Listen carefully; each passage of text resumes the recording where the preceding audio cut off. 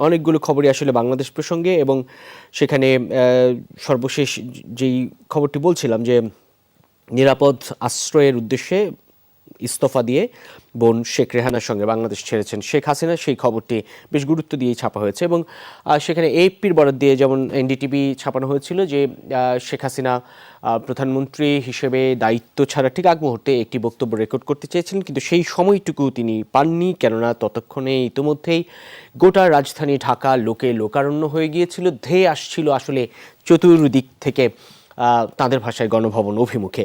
সেই শঙ্কা বা সেই সময়ে সময় স্বল্পতার কারণেই তিনি আর কোনো ধরনের বক্তব্য রেকর্ড করতে পারেননি, এমন খবরটি ছাপা হয়েছিল এনডিটিভির খবরে। এবং সামরিক হেলিকপ্টারে তিনি দেশ ছেড়েছেন, হেলিকপ্টারে করেই বাংলাদেশের সীমানা তিনি পাড়ি দিয়েছেন। এবং গণভবন ছাড়ার সময় আনন্দবাজারের খবর অনুযায়ী তাকে